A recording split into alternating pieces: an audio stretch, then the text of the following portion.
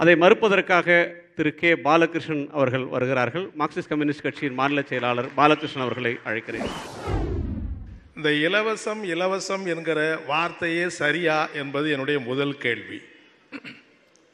அதாவது நம்ம ரோட்டில் போய்கிட்டு இருக்கிறோம், சம்பந்தம் இல்லாத ஒருத்தர் கூப்பிட்டு ஏதோ நமக்கு ஒரு புத்தகத்தை கொடுக்குறாரு, ஒரு பேனா கொடுக்குறாரு, ஒரு பென்சில் கொடுக்குறாருன்னா அது இலவசம். ஏன்னா எனக்கு அவருக்கு சம்மந்தம் கிடையாது.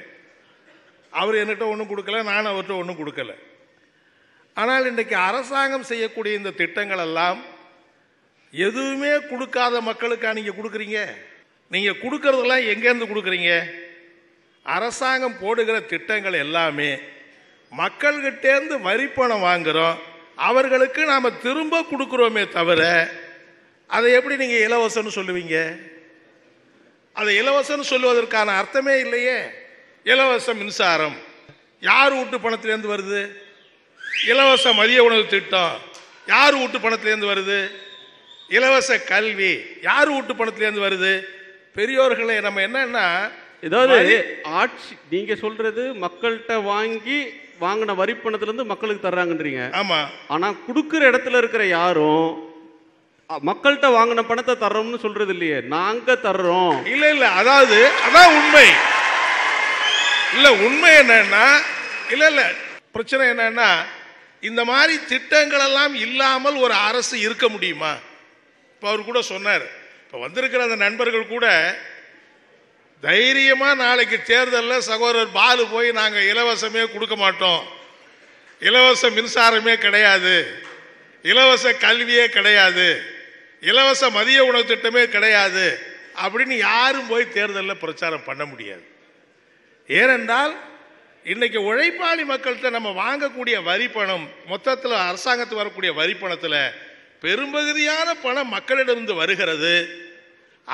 அந்த வரி பணத்தை நாம் பல்வேறு திட்டங்கள் மூலம் மக்களுக்கு திருப்பி கொடுக்கிறோமே தவிர அதை ஒரு இலவசம் என்கிற பெயரில் சொல்லுவதே பொருத்தமற்றது என்பதை நான் முதலிலே தெரிவித்துக் கொள்ள விரும்புகிறேன். அடுத்தது என்னன்னா, இப்போ அவங்களே சொல்லிட்டாங்க நாங்கள் இலவசத்துக்கு எதிரி இல்லை. நான் கேட்குறேன் என்னன்னா, நம்ம அரசாங்கத்துக்கு என்ன பேர்? ஒரு வெல்ஃபேர் ஸ்டேட் என்று தான் நம்ம சொல்கிறோம். வெல்ஃபேர் ஸ்டேட் என்று சொன்னால் அது வெல்ஃபேராக இருக்கணும், மக்களுக்கு ஏதோ சில நல்ல திட்டங்களை செய்யணும், நல்ல திட்டங்களை கொடுக்கணும், அப்போதான் அது ஒரு வெல்ஃபேர் ஸ்டேட்டாக இருக்கணும். இப்போ நீங்கள் சமீபத்தில் உலகத்தில் நிலைமை மாறுகிறது. என்னன்னா, உலகமய தாராளமய பொருளாதார கொள்கை அமலாகிற போது ஏற்கனவே இருக்கிற இந்த மானியங்கள், ஏற்கனவே இருக்கிற இந்த நலத்திட்டங்களை எல்லாம் படிப்படியாக குறைக்க வேண்டும், படிப்படியாக ரத்து செய்ய வேண்டும் என்கிற ஒரு கொள்கை இன்றைக்கு உலகத்திலே அறிமுகமாயிருக்கிறது, இந்தியாவிலே அமலாகி கொண்டிருக்கிறது. மோடியும் அதுதான் வேகமாக செஞ்சுக்கிட்டு இருக்காரு. என்னன்னா, எல்லா ஊர்லேயும் இப்போ குடி தண்ணி ஏதோ ஒரு குறைஞ்சபட்ச கட்டணத்துக்கு வசூல் பண்ணிட்டு இருக்கிறோம். இப்போ இதுக்கு மேலே என்னன்னா, ஏடிஎம்ல கார்டு போட்டு பணம் எடுக்கிற மாதிரி தான் நீங்கள் தண்ணி எடுக்க முடியும். தண்ணியே கட்டணம் கொடுத்தாதான் குடிக்க தண்ணியே கிடைக்கும், கட்டணம் செலுத்தினாதான் வீட்டுக்கு தண்ணி கிடைக்கும் என்கிற அளவுக்கு சட்டங்கள் இன்றைக்கு வருகிறது. அதே மாதிரி மருத்துவம், இன்றைக்கு மருத்துவம், இலவச மருத்துவம் என்பது படிப்படியாக குறைஞ்சு இன்றைக்கு மருத்துவமே முழுக்க முழுக்க, அதாவது அரசாங்க திட்டங்கள் எல்லாத்தையும் ஊற்றி மூடிட்டு முழுக்க முழுக்க தனியார் மையம் ஒப்படைக்கக்கூடிய அந்த ஏற்பாடு இன்றைக்கு வந்து கொண்டிருக்கிறது. கோயம்புத்தூரில் பார்த்தீங்கன்னா சூயஸ் கம்பெனி கிட்ட குடிநீர் விநியோகத்தையே விட்டாங்க. நாளைக்கு சேலம் மாநகராட்சிக்கு வரப்போகுது, சென்னை மாநகராட்சிக்கு வரப்போகுது. ஆகவே எல்லா திட்டங்களும் அரசாங்கம் கொடுக்கிற திட்டங்களை எல்லாம் ஊற்றி மூடிவிட்டு தனியார் கம்பெனிகள் மூலம் கட்டண வசூல் பண்ணி தான் கொடுக்கணுங்கிற, ஒருவேளை அப்படி ஒரு திட்டம் வந்தா அதுதான் நீங்க நல்ல திட்டம்னு சொல்லுவீங்களா என்னன்னு எனக்கு புரிய மாட்டேங்குது. ஆகவே தான் மக்கள் கேட்கிறாங்க, தர்றாங்கன்றீங்க. 1000 ரூபா தாங்கன்னு மக்கள் யாராவது கேட்டாங்களா? இப்போ இல்ல, கேட்கல. அதான் இல்ல இல்ல, அதாவது நாம பேசுறது 1000 ரூபா கொடுக்குறாங்களா 500 ரூபா கொடுக்குறாங்களாங்கிறது இல்லை. மக்களுக்கு இலவச திட்டங்கள் தேவையா தேவையில்லையா என்பதுதான் முக்கிய விவாதத்துடைய மையமான பொருள். ஏங்க, இலவச கல்வி என்பது இல்லைன்னா இந்த நாட்டில் எத்தனை பேருங்க எழுத்தறிவு படிச்சிருப்பாங்க? எத்தனை பேருக்கு எழுத படிக்க தெரியும்? இலவசத்தில் மருத்துவம் இல்லைன்னா 90% மக்களுக்கு உயிரே பாதுகாப்பு இல்லாமல் போயிருமே. மதிய உணவு திட்டம்னு ஒண்ணு இல்லைன்னா எத்தனை குழந்தைகள் நீங்க சொல்ல போனா தமிழ்நாட்டில் இந்த உடல் ஆரோக்கியத்தை பத்தி பேசுகிற போது தமிழ்நாட்டில் குழந்தைகளுடைய உடல் நலம் ஆரோக்கியமா இருக்குன்னா அதுக்கு மதிய உணவு திட்டம்னு சொல்றாங்க.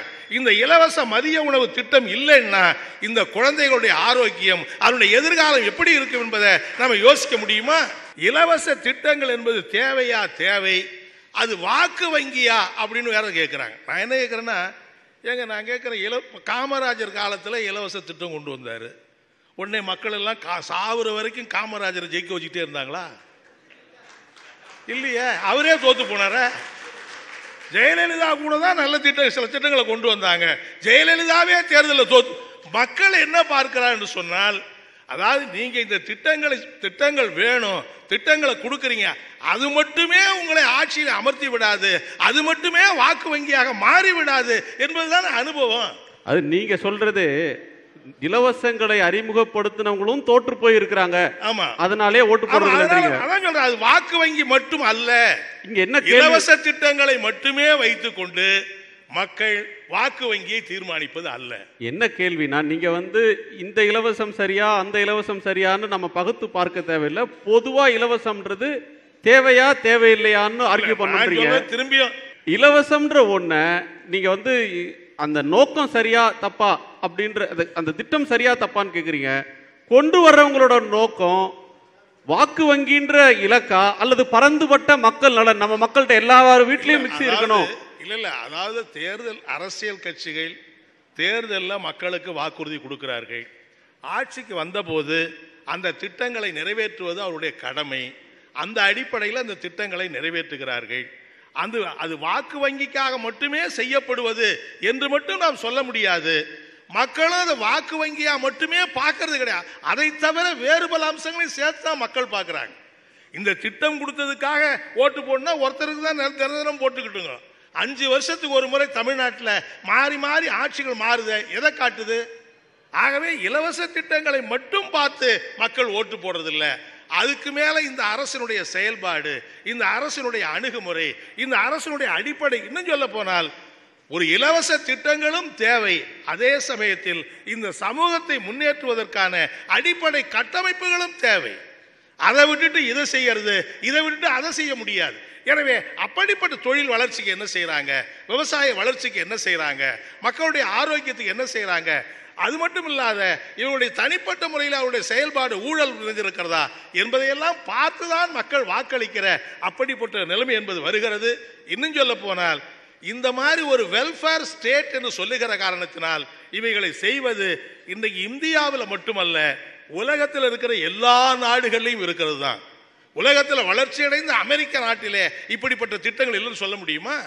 ஐரோப்பிய நாடுகள், இன்னும் சொல்ல போனால் நம்மை விட அதிகமான நிவாரண திட்டங்கள், நம்மை விட அதிகமான உதவி திட்டங்கள் ஐரோப்பிய நாடுகளில் இருக்கிறத. ஆகவே எந்த ஒரு அரசாக இருந்தாலும் மக்களுக்கான நிவாரண திட்டங்களை செய்யாத ஒரு அரசு இருக்கவே முடியாது. அது இலவச திட்டம் வாக்கு வங்கிக்காக என்று சொல்வதன் மூலம் அதை ரத்து செய்வதற்கு யாராவது முயற்சி செய்தால் அவர்களுக்கு மக்கள் மத்தியில் முகவரி இல்லாத போகிற நிலைமை என்பதுதான் ஏற்படும் என்பதைத்தான் நான் மீண்டும் மீண்டும் சொல்லிக்கொள்ள விரும்புகிறேன். ஆகவே அடுத்த ஒரு கேள்வி கூட இருக்கிறது. இப்பொழுது வேகமாக வளர்ந்து வருகிற தனியார் மயம் தாராளமயத்தில் இந்த இலவசங்களை எல்லாம் பறிப்பதற்கான முயற்சிகள் நடந்து கொண்டிருக்கிறது. சத்துணவு கூடங்களை மூடுகிறார்கள், அரசு பள்ளிகளை மூடுகிறார்கள், அரசு மருத்துவமனைகளை மூடுகிறார்கள். ஒருவேளை இலவச திட்டம் வாக்கு வங்கிக்காக என்று சொல்லுவதன் காரணத்தினாலே இந்த திட்டங்களை எல்லாம் ஊத்தி மூடிவிட்டு வெல்ஃபேர் ஸ்டேட் என்கிற பெயரையே மாற்றி அது தனியாருடைய அரசாங்கம் மாறுகிற அப்படிப்பட்ட நிலைக்கு போவது என்பதை நாம் ஏற்றுக்கொள்ளவே முடியாது.